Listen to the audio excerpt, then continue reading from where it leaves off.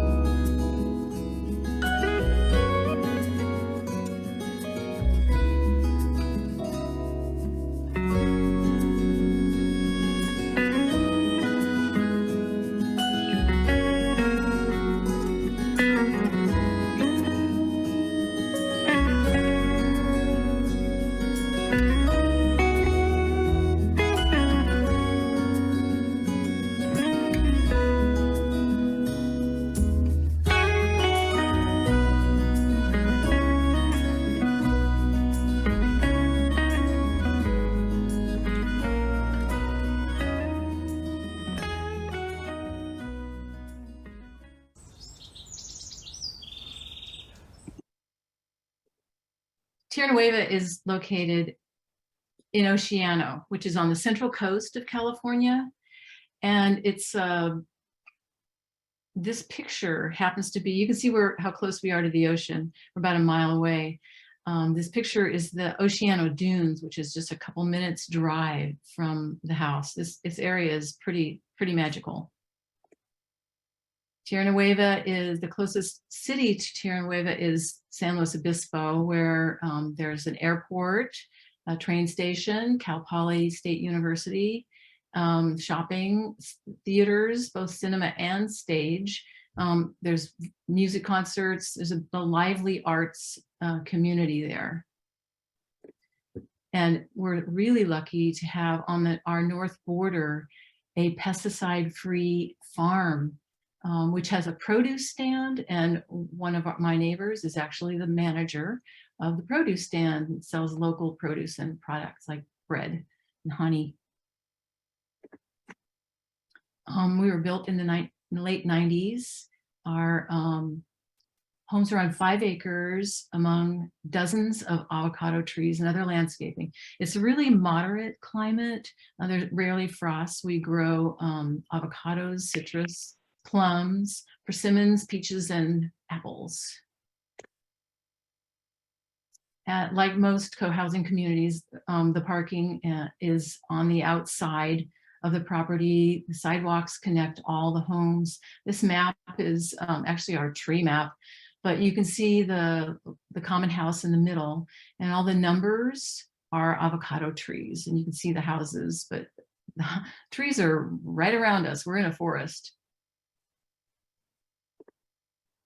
Most of the buildings, we have 27 homes, almost 50 people. Most of the homes are condo style duplexes side by side. So all the homes have 2 stories. There's a couple that are wheelchair accessible as well.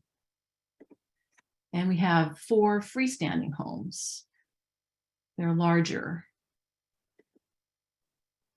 At this time, we have 1 home for sale and 1 housemate opportunity.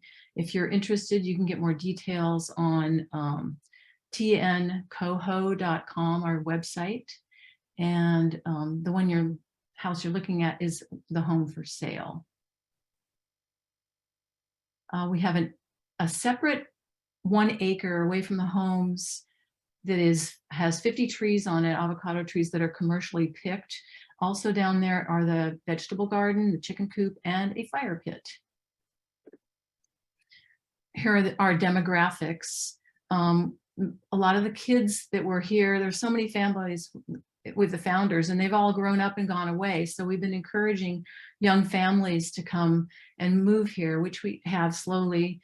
And so we have like 4 kids under 6 now, 1 teenager, and a lot of older adults. This green is not only the playground, but we have 3 of these greens. And during COVID, we were very lucky we did not lack any sociability because we had our meals out here. We'd bring our chairs, bring our meals, and sit socially distanced and connect still. And it was really great. And well, that's what I have to share there. And I'll give it to Steph. Stop sharing. There we go. Hi, everybody. Thanks, Melissa. A little bit more about the founding and development of the community. But before I go into that, I saw in the chat, so many people are looking for community.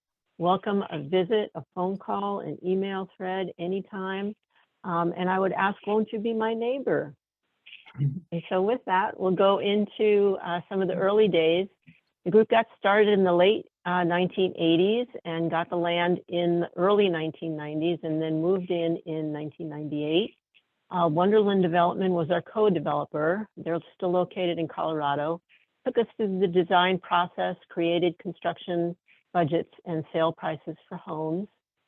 And it was so important to have Wonderland as a partner in the process. They actually took the financial risk with us. And we were then called Milagro Cohousing. And we set up a system whereby early adopters that were less financially able could be supported silently by those who had more means. And these silent seconds were an important source of morale and group glue, if you will, as the price of homes increased during the development process. Many of our early adopters were young families, and we really needed to support each other literally and figuratively during that process so we could all be here. Two of our elders, Kay and Floyd Tift, became the group's process mentors early and donated the cost of their services back to the group to demonstrate generosity and mutual support. They eventually did live at Tierra Nueva into their 80s. They had early IC experiences at Findhorn and wished to continue to be part of the service for the group. We also had another early adopter who never lived with us, but he loaned the group $100,000 in bridge loans in order for us to go from development to construction. We could not have done the project without him. Some of the early meetings still have that same flavor. We camped together, had weekly meetings. We honed our facilitation skills and group process capacity. We had a lot of fun, and we still have a lot of fun. When I look back, I don't know how I stuffed all those vibrant living into my days. It was exciting to be a pioneer in a lifestyle where I knew I would raise my son. Let's see, I'm not sure how we're doing on time, so I think I'll skip some of the prepared stuff that I had and talk a little bit about the glue of the group. For the first 15 years or so, if you can think of that as the first, because we are 24 years old now, we shared 2 to 3 evening meals a week, and I cooked 1 to 2 meals per month. And it really is the best restaurant I've ever eaten at. I loved our shared meals. As Melissa mentioned, since COVID, evening meals have been substituted with weekly picnics, occasional potluck dinners, and other special events involving meals. In terms of our decision-making process, we do use consensus and agreement. Our consensus building and agreement are at the core of our operating and managing of the community. This inclusive and equitable process allows for a diverse set of values to be mingled into a path that most can live with. It's at once fascinating and compelling, and not necessarily for the faint of heart. In terms of the arc of our community, Melissa mentioned that we have a number of elders, and co-housing by design is self-selecting. And so population demographics are not stationary. Operating and managing the community over time means getting the work done with whoever is present at the time, which changes. So capacity is a moving target, and being flexible and creative is helpful in order to pivot to continue keeping a thriving, active community. Happy to take questions. I think, do you still want, Melissa, to show some of those photos that you had? They were all included in the slides. Okay. Thanks. Okay, great. Well, thank you both so much for that presentation. I love the video and like actually getting to see those beautiful avocado trees that you mentioned. It just, yeah, I love that connection your community seems to have with the surroundings. And then also from you, Steph, to hear the stories of the early days and just all of those acts of generosity. And also connection and learning from other communities in the movement and how that all goes into the ultimate success of your community. So thank you both so much. And we do have some questions. I see quite a few coming in the Q&A box. So folks, please direct those questions to the Q&A box to help me stay organized. Good question from Michael. Do you consider your community to be more of an eco community than a standard co-housing? And then along with that, what does your membership process look like? Can anyone move in, as is the case in some co-housing communities, or do you have a more selective process? Melissa, do you want to start? No. More experience. Well, in terms of who can come here, anybody can come here. There's no selection process. We occasionally have rentals available. I'm actually going to be renting my 2 downstairs bedrooms out as a suite with a bathroom. And that's available basically starting now. And I'm looking for a good fit. And so I've been talking to many people to see if we are a good fit in terms of housemate arrangements. but also asking them to come and meet people and get to know the community overall to see if there is a fit. So no, there's no overt joining capacity. What was the first question again? I'm sorry, I forgot. Oh, more of an eco community. Well, we were developed before that term became more common. And so we do have passive solar, we have some green roads, gardens. As you saw, it's a very lush, with a mature avocado orchard that we were able to move into. And so, you know, it's pedestrian only. So we have many of the characteristics of an eco community, but that wasn't a part of our founding values, even though it was built into the architecture and the infrastructure certainly reflects that. But we don't call ourselves that because the folks who come don't necessarily have that in their value system overall. But once you get here, you kind of live that way. So do we all recycle? No.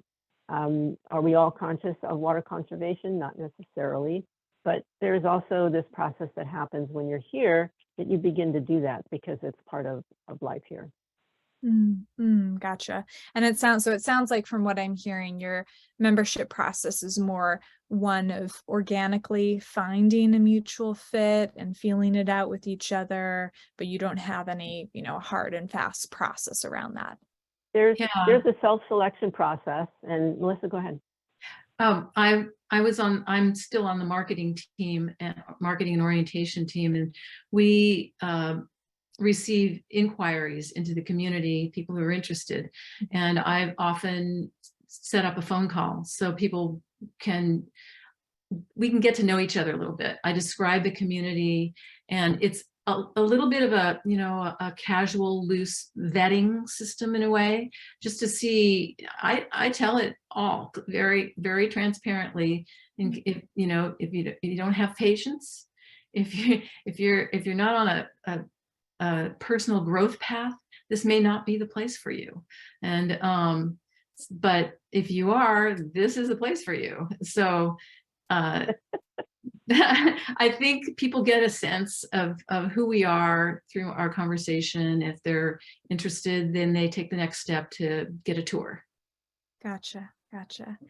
And how about for other decisions made as a community? Do you use a certain governance system like consensus or sociocracy? Yes, there is a consensus process. I see the question now. So the governance system basically is consensus. We do have a fallback process. I still do not use the word voting myself, but we do have an HOA. I say that because people still say the word voting, and as many times as I say, well, we use consensus, we don't really vote. There still is that mindset, particularly of folks that have come in the last 5 years or so. And so that's a real tough vernacular to kind of shift when folks are used to having that word in their minds. But we are an HOA technically and legally.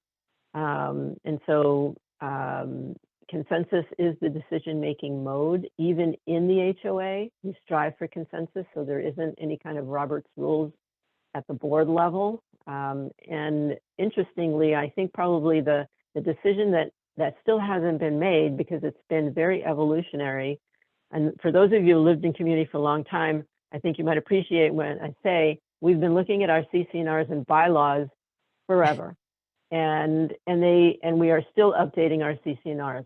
And that reflects a changing demographic, sort of a changing set of values.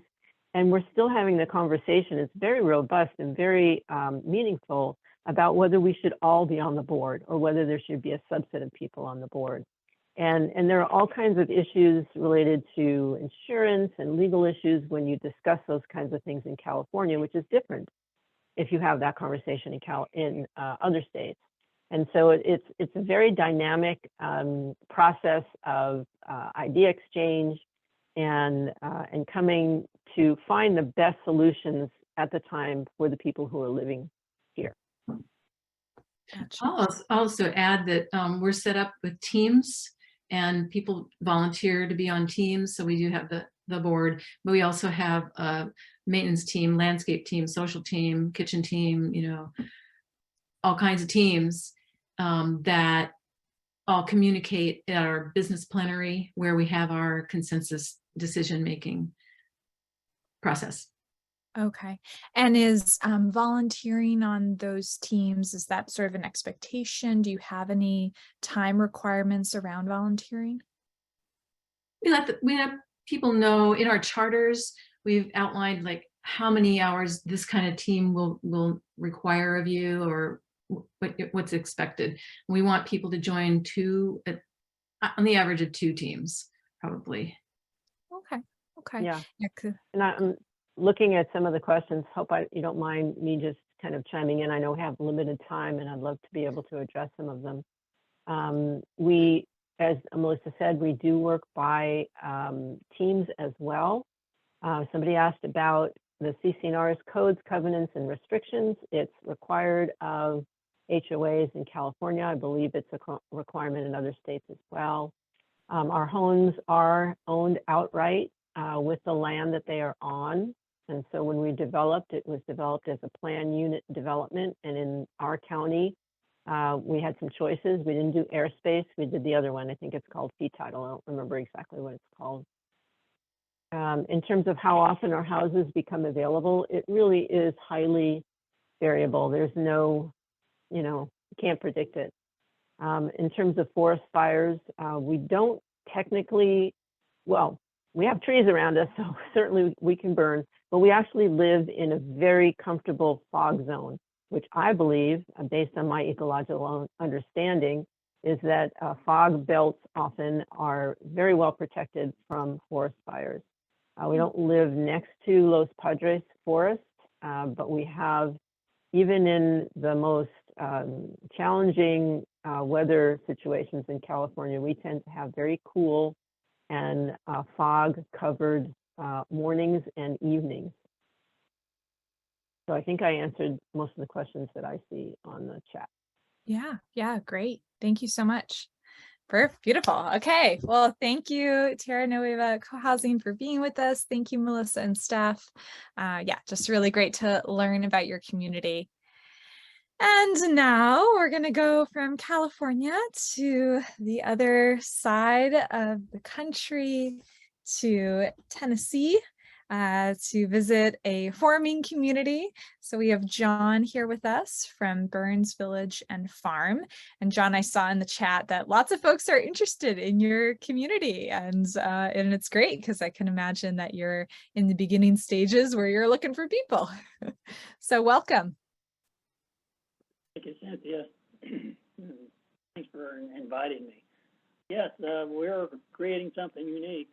Some people have called it a unicorn. Hopefully we'll build this in the right way with the right people who think that this is a good idea. So I don't know if you want me to just launch right into my presentation, or... Yeah, please do. Please do. Well, I have a PowerPoint presentation. I'll try to share that right now.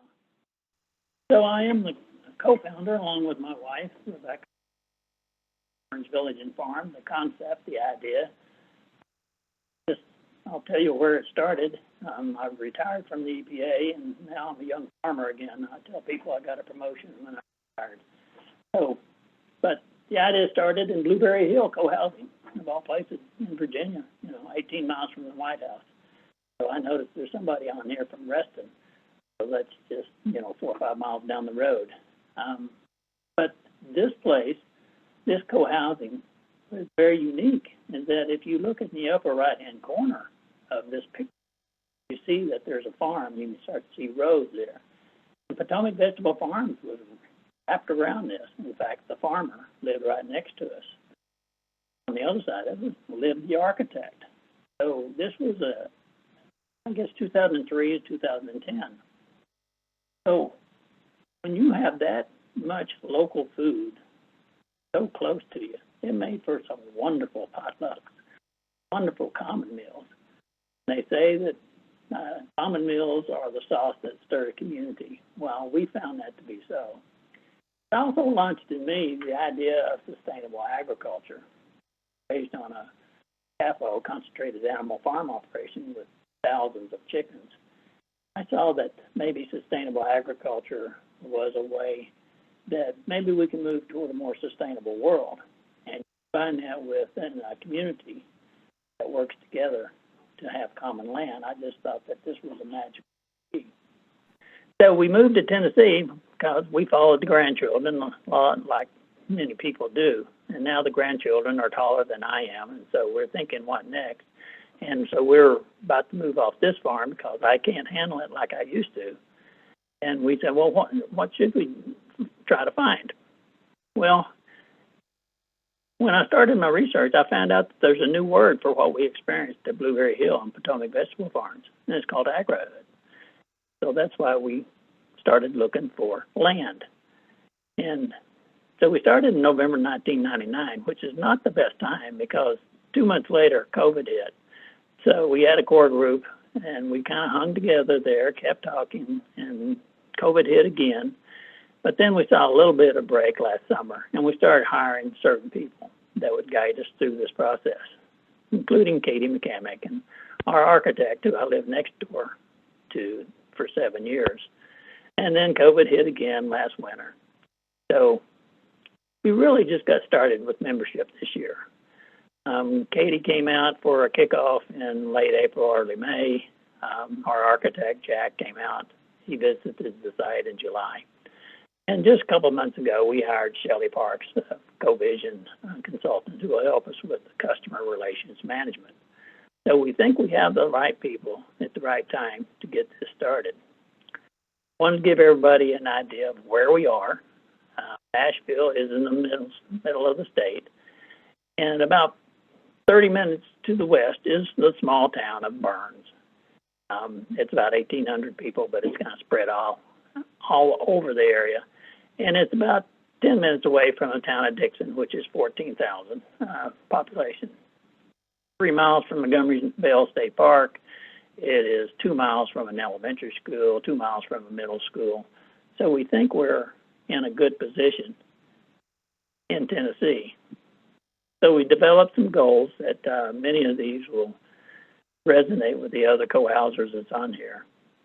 Multi-generational, valued and diversity, and also the agrohood component was the preservation of farmland. Since I've been very interested in preserving farmland in Tennessee, we're losing 1,300 family farms a year in Tennessee. Is there another model that we could use? And maybe agrohood is one. So we decide that we think 28 to 35 privately owned homes will fit on this property. And through the co-housing and through the HOA, we'll be able to hire a professional farmer that will manage the farm. We hope to have 2 acres out of the 15 that we're about to purchase that will be for farming, but there's more opportunities for that farmer. You know, I like to get this out of there, so this is what we're thinking of natural prices at this moment, of anything from 850 square feet to 1,600, anywhere from 330,000 to 650,000. And that includes the price of the common house, about 3,500 square foot. And we think that we'll move in by 2025. That's our best guess at this moment. And that's what Katie and some of our other people says. So here's the land. We are the kind of the pink area to the left, the agrohood co-housing parcel. It's about 15 acres. And it's surrounded by the rest of the farm. It's about 120 acres. Even that yellow spot up there is owned by the farm family. Down at the bottom, you see Beaver Dam Creek. So we do have access to Beaver Dam Creek. Here's a few pictures of it from the north side, looking south. So we should have some orientation for some great passive solar. And our goals are to build solar ready, not necessarily with solar, but we'll be solar ready. But that is a decision as a group will decide. And to the right, you see wonderful Beaver Dam Creek, which is a 365-day creek. And there are 6 huge farms around there that are working for conservation of Beaver Dam Creek. Rightly so.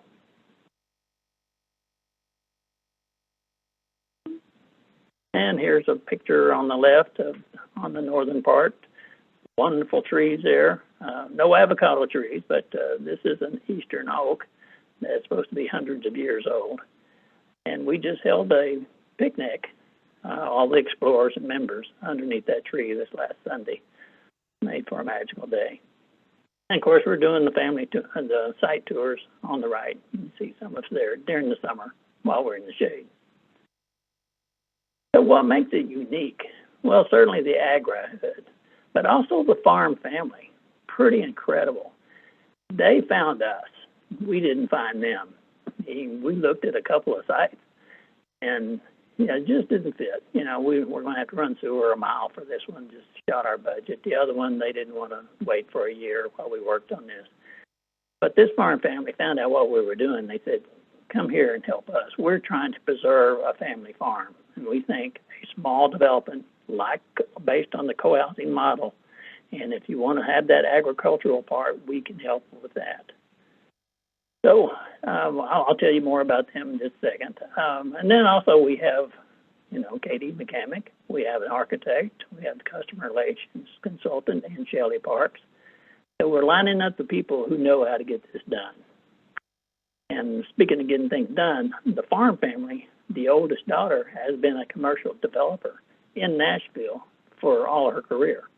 So she knows the players, construction players, and how maybe we can best get this done. And one of those other people is her younger brother, who is a civil engineer. So we think that those two, and with the intentions of the family, keep farmland and farmland, it just makes for a very vibrant community who wants to be a part of that. Now, during this long COVID period while we were farming, we were able to work a few things out. Timeline, the preliminary prices that you saw. We formed our LLC. We have it. We have the financial disclosure ready. We have the budget, that Katie helped us with. So we're putting all the pieces together. And at this point, we're just asking people if you're interested, or have you got that tickle in your stomach that, hey, this is a good model. This is something that needs to be done for so many reasons, like more co-housing, or most of the co-housing I know of that are forming. You start off as an explorer. You pay $150, non-refundable, but then that goes to whenever you join the LLC, and then when you become an equity investor in this. So we give you 30 to 90 days to test drive us a little bit, and we open up all our documents for you to see. And also you can reserve your queue for home location whenever you do this. So there's opportunities there to come on early that hopefully are beneficial. Your home location queue, there are some financial benefits, and also you get to help create this. That's the magical part. So that pretty well just wraps it up, what I'm doing. Just hopefully this spurred a few questions for everybody. We think this is a good way. With an agri-hood, it's a concept. It's a way to preserve land. We call it preserving farmland, one neighborhood at a time. And we hope that this could be a good model for a lot of different people and for a lot of different reasons. And with that, I'll just open it up and see if there are any questions. Okay, thank you so much, John. It's really great to see this community emerging, and I love how you're lining up all of the professionals and the support to make it happen. Seems like you have a wonderful collaboration with the farming family. So I just appreciate all the work that you're doing, and I can feel like it's going to be a wonderful community in 2025 or sooner, potentially. Yeah. So, and also really good to meet you at the co-housing conference. Good to connect. And I hope that for you was nice to continue to feel supported by this network of co-housing and intentional community. Yeah. I appreciate that, Cynthia. And I enjoyed meeting you there also, and the good work that FIC does, continues to do to promote intentional communities like this. Yeah. Yeah. Sweet. Aw. All right. Well, we did have a question earlier on about any policies your community is thinking of around COVID regulations, vaccinations, anything like that. We have somebody who is asking if people who aren't vaccinated, if they're welcome. I have to base this solely on what happened at Blueberry Hill. I don't think everybody there was vaccinated, but there are pictures. I think you may even go on their website where they still got together. They were just out there on the greenway, 20 feet apart, out in the open. And yes, the common meals, they decreased drastically. Yeah. They still had common meals out on the greenway. So at this time, we have no stipulations about vaccination or vaccinated. And I'd be afraid to venture say something like that. Okay, thank you. And another question, can you describe the economic relationship between the co-housers and the farmer? What would that look like? That's to be decided, but there's a wonderful document by the Urban Land Institute strictly about agri-hoods that was put out in 2018, described how there's 90 agri-hoods, and I believe there's now over 100 self-defined agri-hoods in the United States. And there's 8 different governance models for how a community will have with their farmer or farmers, all the way for profit, non-profit, contract. Is the farmer part of the community or not? There's 3 or 4 different governance models that we will choose whenever that time comes. Okay, yeah. Well, and that's the nice part for people who are thinking of joining your community. It sounds like there's still a lot that's open for discussion. And so they can have a hand in helping to shape those decisions and even the processes. Yeah, great. Absolutely. We just try to set a few things in place. We have the land under contract, very feasible, flexible contract. We have it for another 2 years. Also, we kind of tried to take a best guess at how many units and what the pricing would be. So to give people a start. Yeah, that makes sense. I am seeing a few more questions in the chat.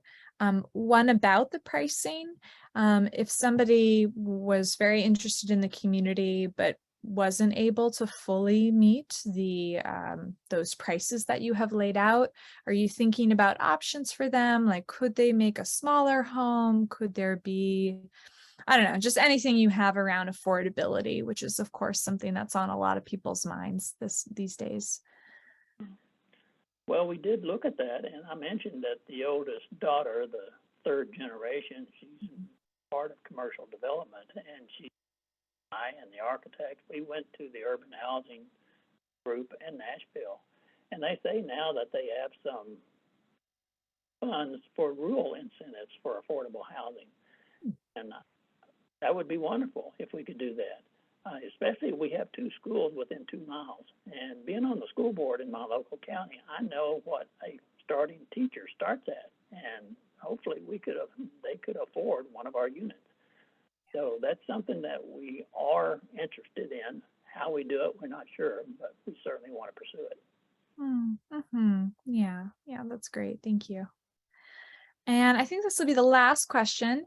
Somebody is wondering if you know about Common Ground community that's forming in North Carolina. It seems like you have a lot in common, and wondering if you'd like to have a connection with them. I have not heard of Common Ground. There are co-housing that have certain elements of our agri-hood, I believe, but that would be interesting. Common Ground, they didn't write a book. I think I did read a book that one of their focuses was to have a community with a farm, but I'm not sure. I could be mixing up co-housing developments. Yeah. Okay, great. Well, Michael, there you go. You can maybe connect with John in the chat and maybe share the website about Common Ground. And thank you for thinking about what connections can be made. Appreciate you. Okay, so there we have it. Thank you again, John, for sharing, and best of luck with developing your community. Yeah, and now we're gonna go kind of back over across the country a little bit to Arizona. We have Kenneth with us from Milagro Cohousing. And yeah, looking forward to learning from you from another relatively established community. So go ahead, Kenneth, and take it away. There's your presentation. Looks great. Okay. Hi, everyone. I'm Kenneth Schachter, and I've been living here at Milagro Cohousing since the beginning. So that's 20 plus years now. And I participated in the last couple of years of the planning and development of the project. We were our own developers for the project, so we took a different route, and it was pretty scary along the way. Those of us who signed on early made a financial commitment of about $1 million that we had to put in the bank before we got our building loans. My wife and I grew up in the East Coast, but we fell in love with the Southwest while I was working in Indian Health Service. And we were very interested in environmental aspects or the eco aspects of a community, and also in co-housing. And Milagro actually really emphasized both. And that's what attracted us to it. Let me see if I can make this a little smaller. The vision of Milagro was a community where we care for one another and the environment. And those two really, I think, complementary visions have followed us along as we've developed our community. So we purchased 43 acres. There were 4 adjoining lots on a ridge, really. Much of the property is not developable. It's a big wash over here. And we only used about 8 acres for our homes and our parking area. So we're really surrounded by desert. The one area that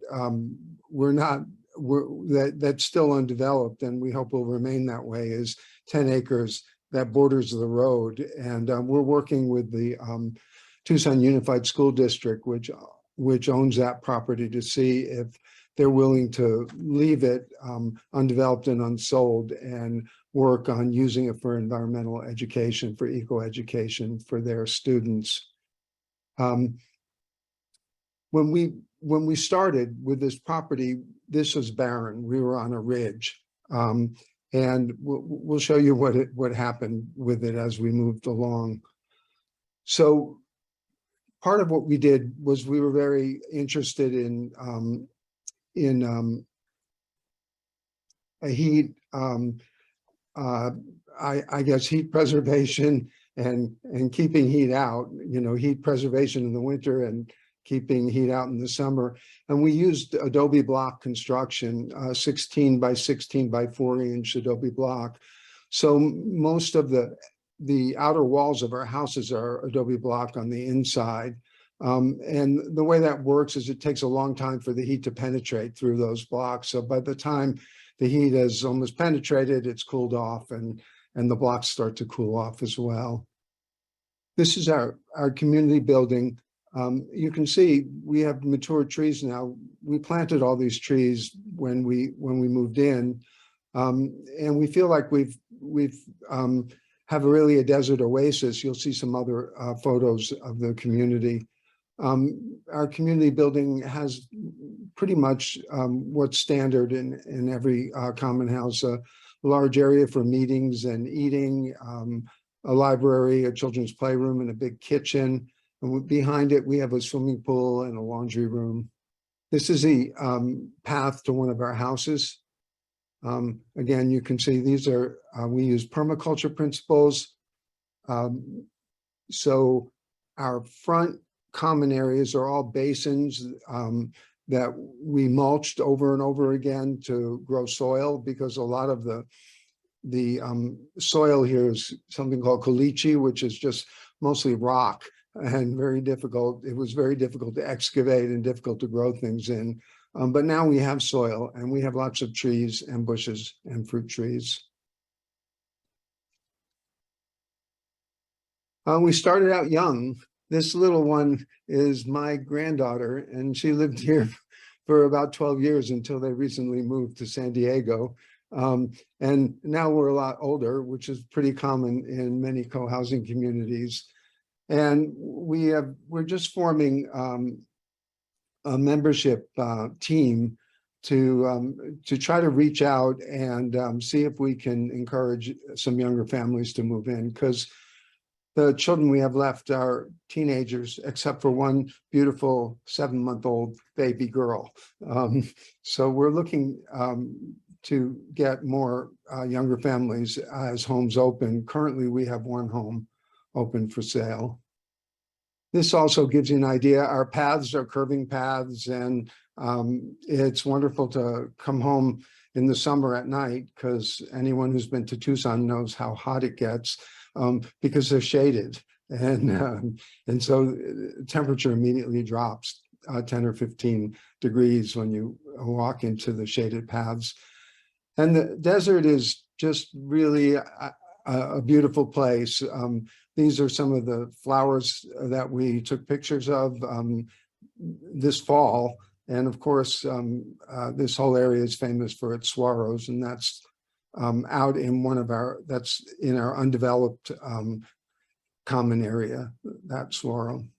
Got all kinds of fauna. These are a few of the smaller ones. We also have coyotes and bobcats and javelina. We fenced the community because the javelina early on used to come through and dig everything up. We also had some chickens for a little while, but the bobcats like to hop over the fence and take them home to eat. So we quickly lost our chickens and decided we weren't going to do that experiment anymore.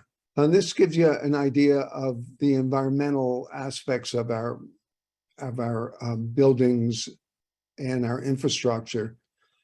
So we use the 15-inch adobe block for thermal mass and passive solar orientation, double pane heat resistant windows.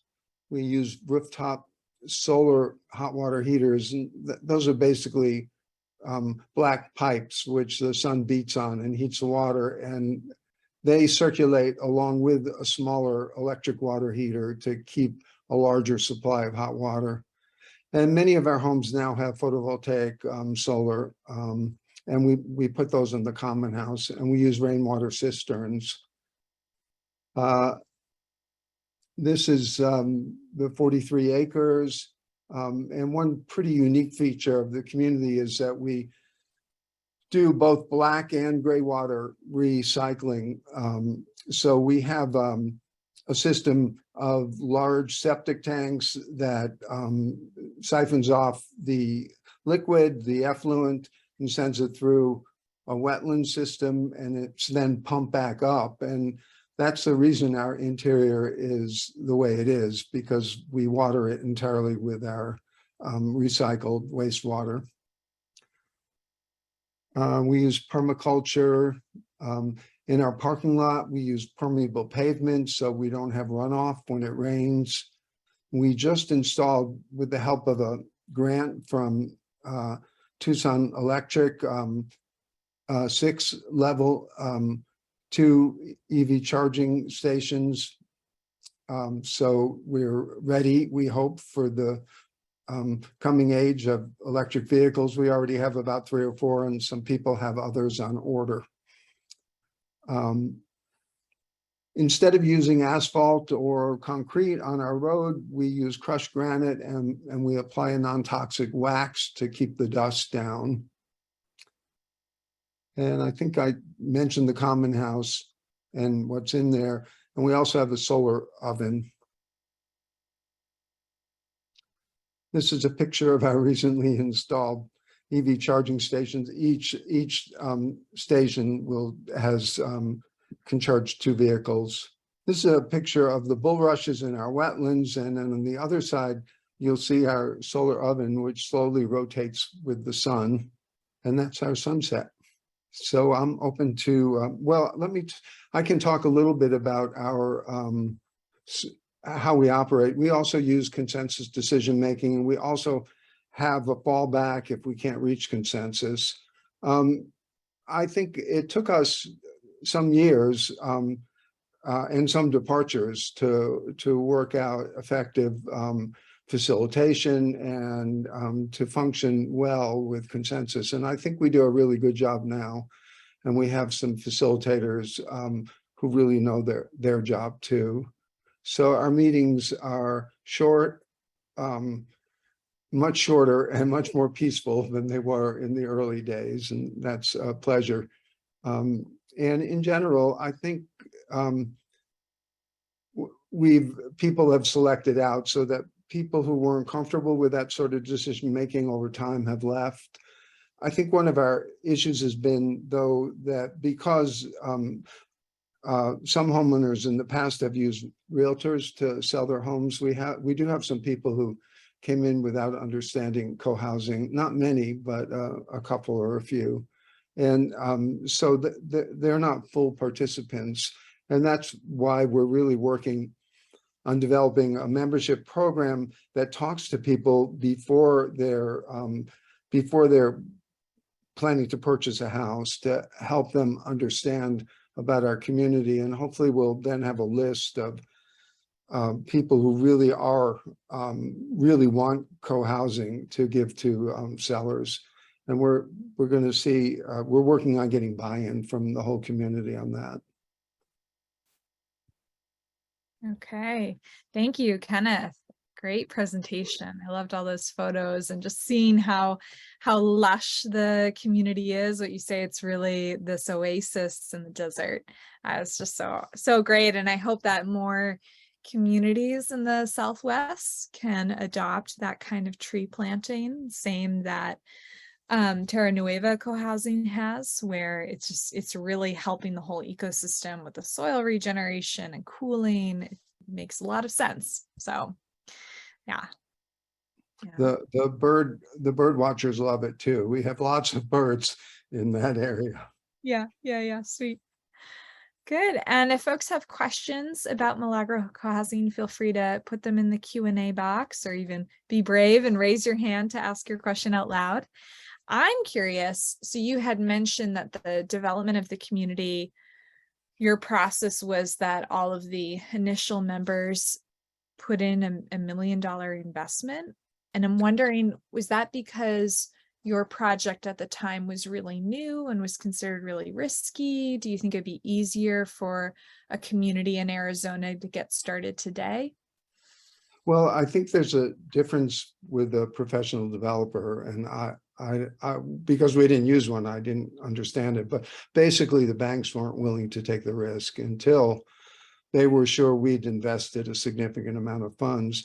And they also had us all sign saying we would be responsible for the cost of our houses if the project failed.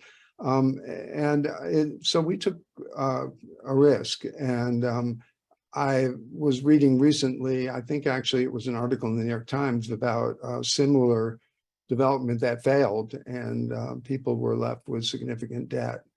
So more clever financing would be better, but we were determined to build this project, and we decided we would take the risk. Yeah, great. Well, glad you did, because it all worked out. Yeah. How, you mentioned this in the presentation, but remind us, how much acreage do you have in total? So there are 43 acres in total, 8 acres developed. Much of the property is in a large wash, but there is some property that we use. We have a fire pit and we have a ramada, and that we use for social events as well. So Nice.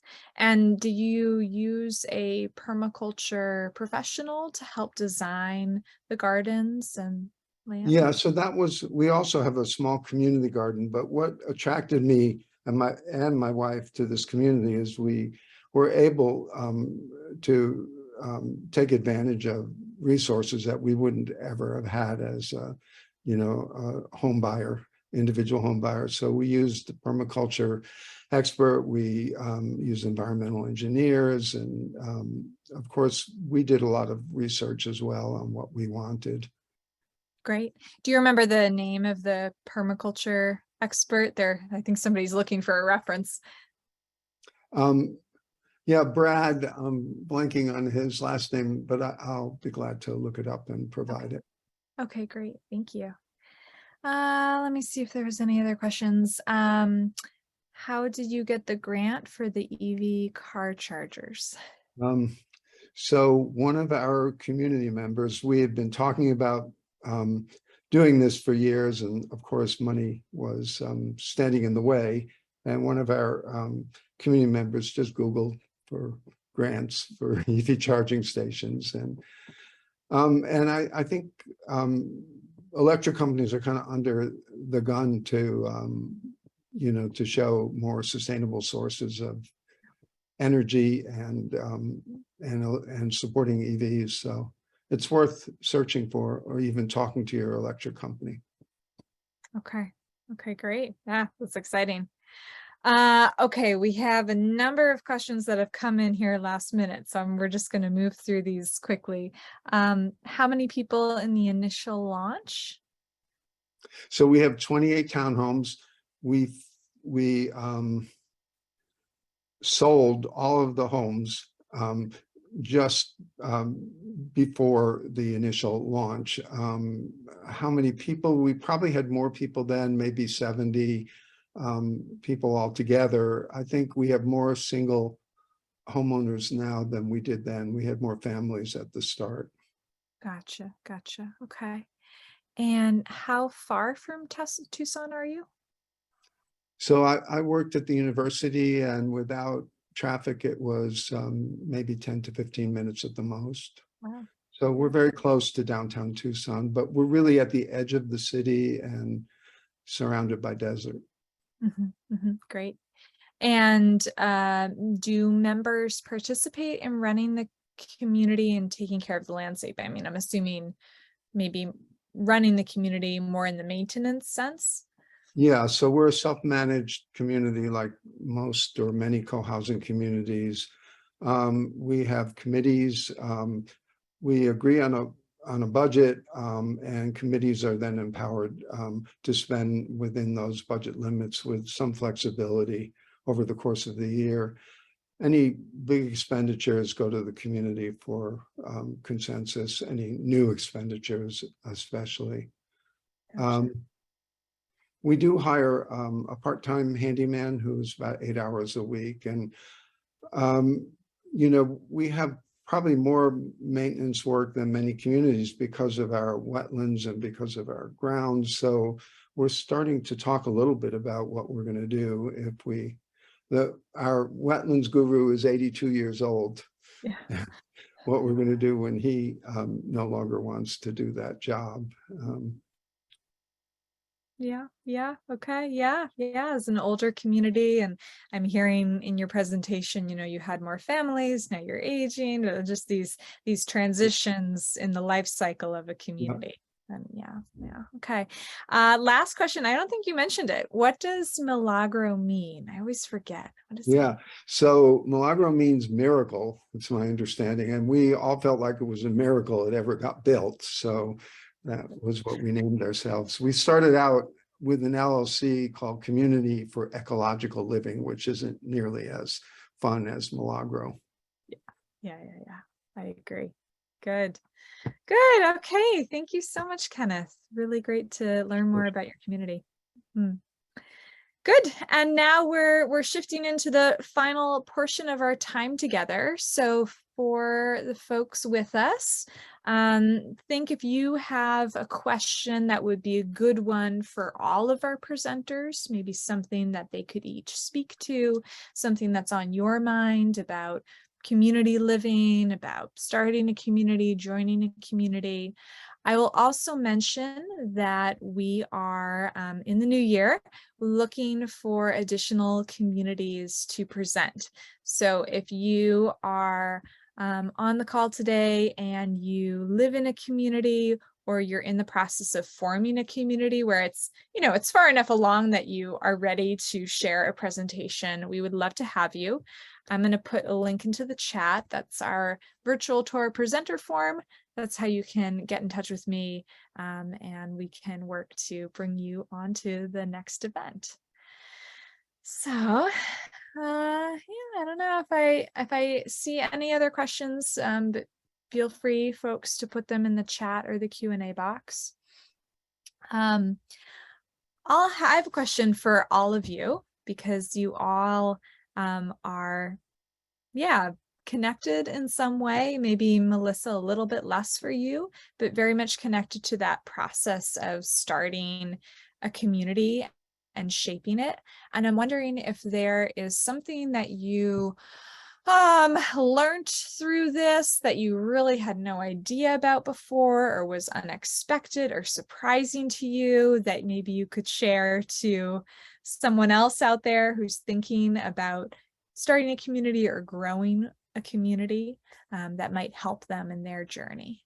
So whenever you have something in mind, feel free to unmute and we can go popcorn style and you can share. Well, I'll start because we are forming. I think we spent a lot of wasted time trying to figure this out ourselves instead of reaching out to those consultants who have been so instrumental in all the co-housing groups, over 200 of them that exist in the United States and in Canada. So reach out to the people who've done this before. It's going to save you a lot of time. It's going to cost you initially, but it's going to save you money in the long run. Get that advice to kind of minimize you trying to recreate the wheel. Yeah, good advice.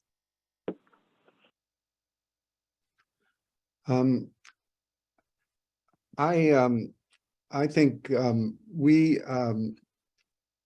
lot of what we built wasn't conventional, and that created a lot more work, because we had to convince the city that it was okay to do what we were doing.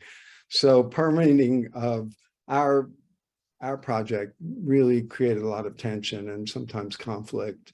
So if you want to do something quickly, it's probably better to use standard building practices and not do something too adventurous. Makes sense. Yeah. Melissa, any thoughts? No, nothing to add, because I wasn't there when they were developing, so I can't speak to it. Yeah, gotcha. Okay, well, we have some other questions that have come through. Question for all of you: how are you developing racial and ethnic diversity in your communities, and what results have you seen? Is that something that has been on the mind of your community? Certainly has been on Burns Village Farm as we're just forming. How do we reach out to those communities if we're going to have a multi-generational and diverse neighborhood? Know that co-housing in general, having lived in it, it almost sounds like it's a white enclave. That's a term thrown out there. So how do we diversify? And presentations in those areas where you might attract more people. Certainly reach out to the ones we know and the one we interact with, but the ones be more diverse. I don't know if there's a formula yet, and I'm interested to see how Kenneth and Melissa and Steph does it. Yeah, that's something we're struggling with as well, and not just race, culture, and ethnicity, but other kinds of diversity too, age, obviously. And it's very hard to accomplish that when homes are individually owned and sellers have an interest in selling to whomever, is willing to come there. And also, these aren't starter homes, they're expensive homes. And as long as they're expensive, it makes it really difficult, even if you have interested younger families or families without significant incomes to sell to them. So I think it's going to be a continuing struggle, and we're talking about it because we see it as a challenge, but as a very difficult challenge. Yeah, I agree. Before I moved to Tierra Nueva, I came from Oakland, which is very diverse racially, and so I've noticed it's just very white in our county, and I don't think we've tried or thought we could target specific demographics. That seemed maybe beyond our skill level. Yeah, thank you for all answering that question. I know it's not an easy one or an easy problem to solve. I will mention one of our board members, Crystal Farmer, has a course that many communities have taken on this topic of how to diversify and reach out, and what does that mean culturally.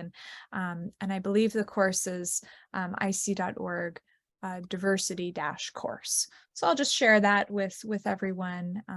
And Crystal is a great resource herself for more diverse communities and what that work looks like. Cool. Okay.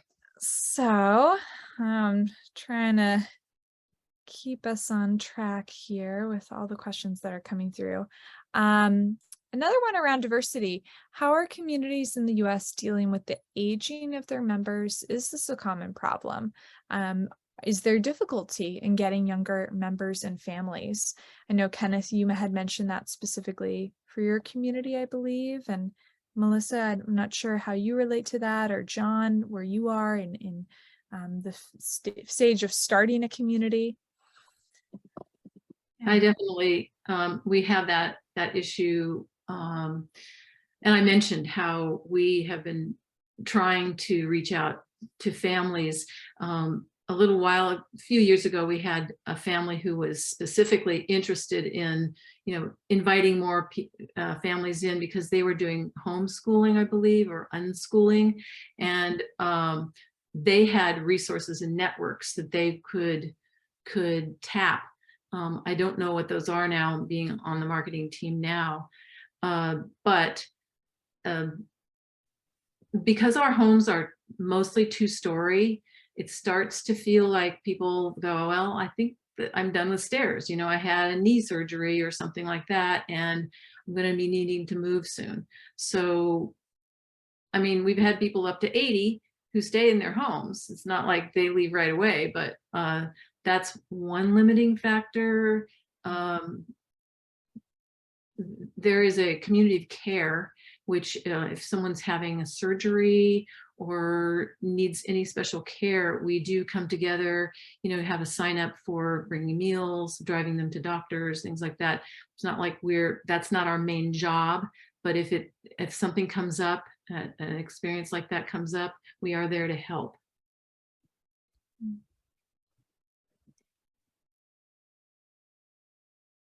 So we have two homeowners who have had home health care, but in general, we are kind of assuming that when people can no longer live here, that they will find someplace else to live. Living here requires a lot of walking, and we also have second, 2 stories for our homes. so far, everybody who wants to stay is still here, and I would never want to ask anybody to leave or recommend they leave, but I think that time may come for some of our homeowners. Mhm. Can address that from my experience at Blueberry Hill. When Chuck and I moved in there were 55 some odd individuals. 27 of them were school aged. So that was 2003. You can imagine that they're all gone, but they have been able to attract some more families. Not sure how they did that. But our group, again, says these are not starter homes.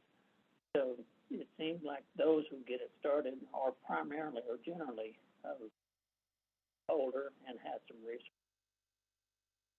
So, and I've heard that at the end, whenever the last few units are sold, sometimes that will attract our younger people. So we're hoping for that, but also we're looking for those younger individuals who say. Okay. Well, I think we missed the last part of what you shared, John. Maybe just say that right into your phone for us. We think that what I've heard from most co-housings that are formed, and maybe Melissa and Kenneth can say, is that most of the young people who move into co-housing come in at the last whenever the homes are already almost built, and they don't go through the investment part. It's just buying a regular house, but also they're buying into a community that they want to invest in. Yeah. Kenneth, Melissa, feel free if you have something on that. I also saw in the chat somebody had shared that at their community that's forming, that one unit was set aside for affordability due to the generosity of a founding couple. So sounds like, there are some strategies, and and just hopefully having the generosity available to do it. Yeah, during our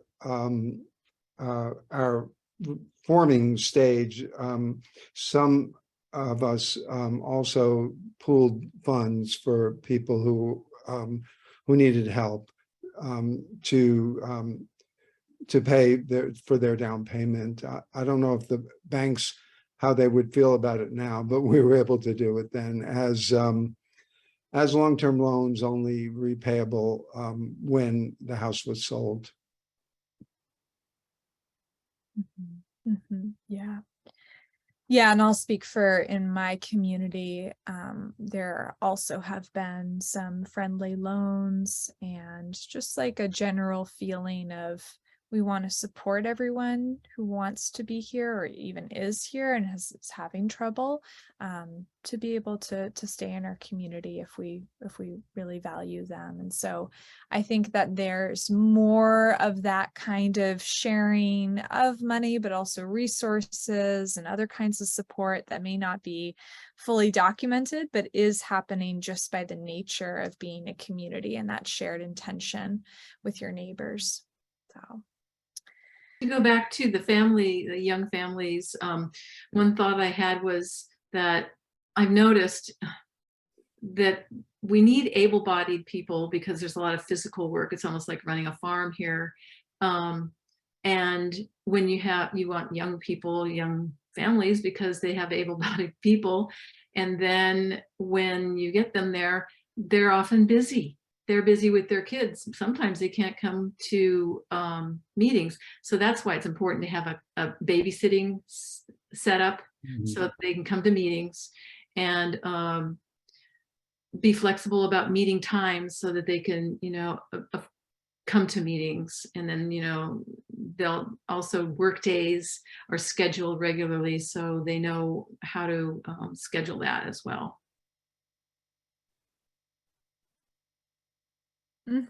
Yeah, nice. Thinking about the needs of families as well. Okay, good. Well, I think we're going to come to a close here. And we'll wrap up on this one question, and maybe just each sharing briefly. It's an interesting one. Someone asks, what, if any, are your largest asset or assets for sustainability? So I'm imagining what that means, but when you're thinking about sustainability in your community or resiliency, regeneration, what do you feel like is like a really solid asset or even model for other communities or individuals? Well, we live in the desert, so our water, wastewater recycling, I think, is one of our largest assets. And I guess I would say our solar energy collection as well. Our homes are, we didn't mention this, but our homes are passive solar. They were built, 20 some years ago, and the walls are, it's a stucco building, but the walls are extra thick and they have some kind of concrete in them, so they absorb more heat on the west and south sides, and the floors are concrete tiles, so that also absorbs heat to keep the homes warm. We are in a foggy area, we're not in the desert, so that keeps them warm. And our utility bills are really low, so I think that I highly recommend that kind of passive solar. You don't have no electricity, no solar panels on your roof. I mean, although some people do have solar panels, that just the building alone, building it this way is a great asset.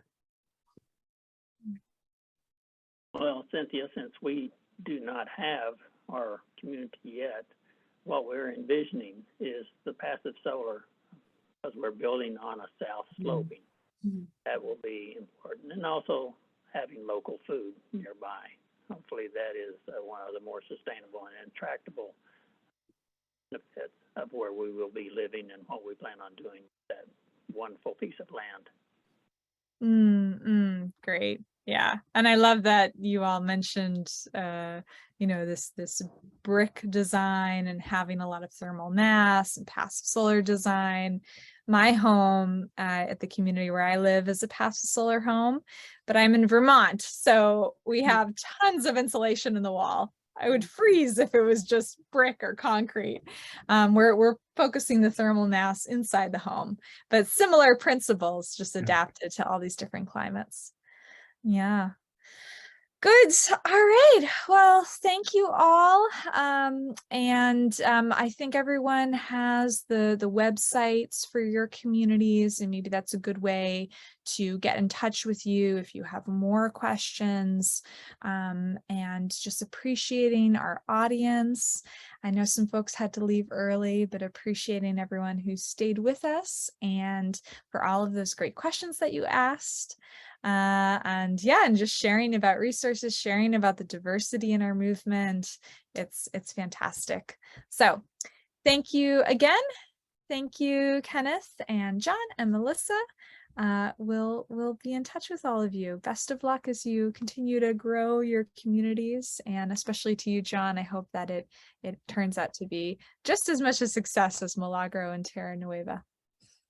Me too. Yeah, good. All right, bye. Bye now. Bye. Take care.